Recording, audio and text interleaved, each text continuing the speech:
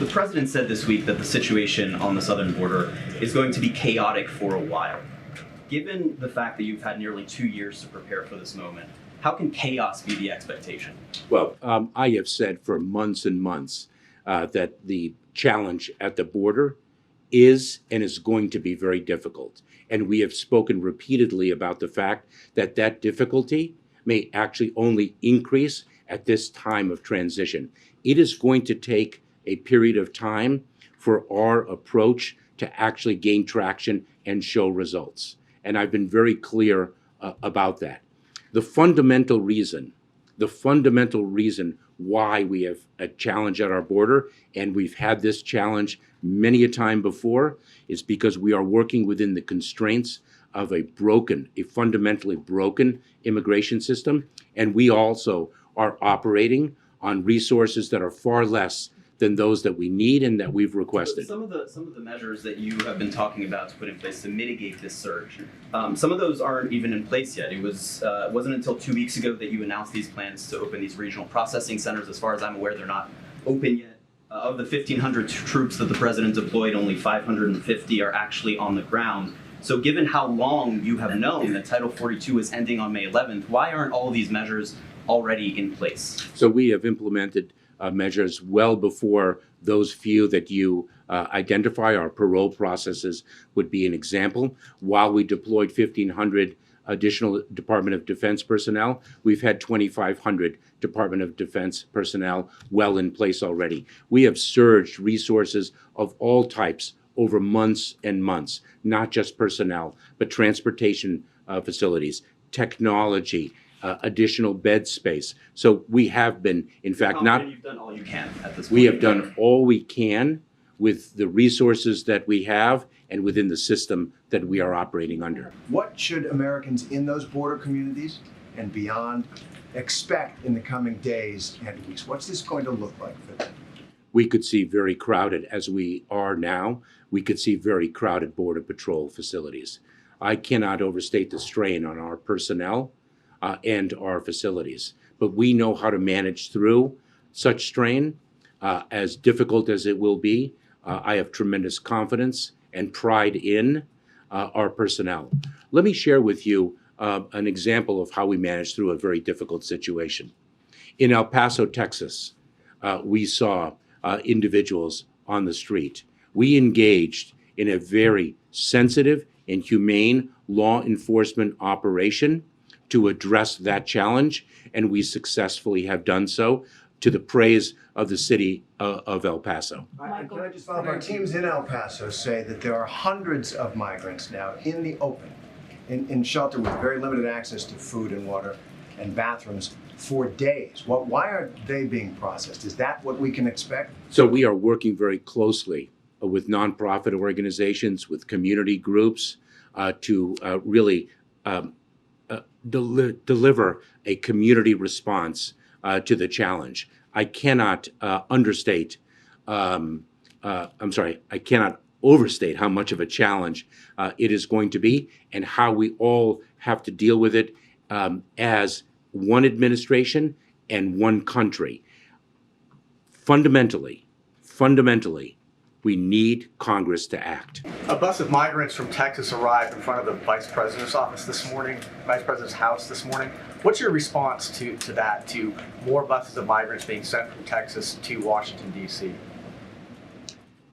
It is a both sad and tragic day when a government official uses migrants as a pawn for political purposes. On the memo that the U.S. Border Patrol chief sent to sector chiefs last night allowing for parole releases if overcrowding becomes an issue, that's not Title VIII, like you said, would happen. I mean, these migrants don't get an alien registration number that would be used to track them. They don't get a court date. They're instead asked to self-report to ICE within 60 days. You said at the beginning that you've prepared for this moment for almost 2 years. So why is part of that plan an honor system? Oh, it is not an honor system. What we do is we use the resources that we have to meet the challenges that we confront. This is a tool that has been used in the past. The vast majority of individuals will indeed be placed in expedited removal, and that if they do not qualify, will be removed in a matter of days, if not weeks, from the United States. When we encounter a volume of individuals for which we need to address in a different way, we do so. If those individuals do not honor their commitment to surrender to an immigration and customs enforcement officer to be able to be placed in enforcement proceedings, they are a subject of our apprehension efforts. You said that it would be a fraction of migrants that this happens with. How many is a fraction when you've had almost 6 million illegal crossings under this administration? We, last year, removed, returned, and expelled approximately 1.4 million individuals. That is the most in any one year. Will you be on shaky legal ground, though, with mass releases? Well, first of all, First your question has a factual predicate with which I would disagree about mass releases, number one. But releases of individuals subject to immigration enforcement proceedings is not something particular to this administration. Case-by-case basis, and this would not be on a case-by-case basis. We implement our operations in conjunction with the Department of Justice, and we have confidence in the lawfulness of our actions. Going back to October of last year, there were more than 1 million apprehensions, but then there were also more than 530,000 gotaways. That's roughly the size of the population of the city of Baltimore. How can you say that the border is not open?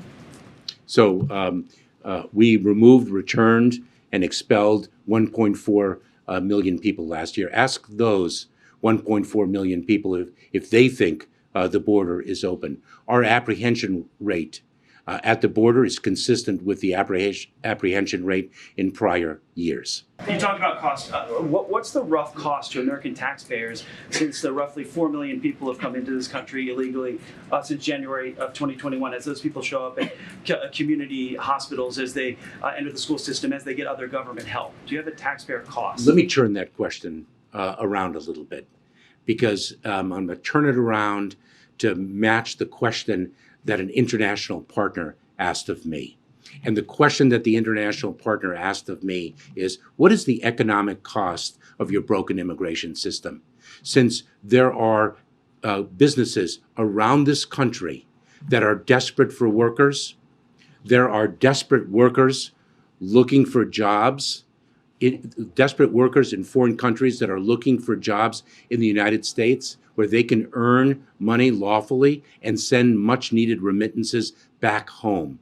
What is the cost of a broken immigration system? That is the question that I am asked, and that is the question that I pose to Congress, because it is extraordinary. But do you have a cost that the taxpayers are paying now? I believe I have addressed your question. Final question right there. I was wondering if you could put some specifics on this plan.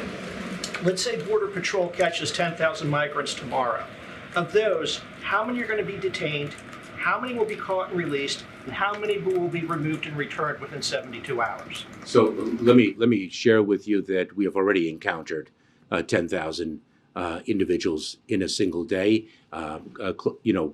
So we already have proven that we can manage through that. We have surged resources, not just the Department of Homeland Security, but the Department of Justice, in bringing immigration judges to work alongside asylum officers to address the expedited removal process. We have surged the resources that we have, given the resources that we have been given by Congress, which is less than what we need and less than what we requested, to meet the challenge to the best of our abilities. Thank you, sir. Appreciate it. Thank you very much, Corinne. Thank you all. Thank you.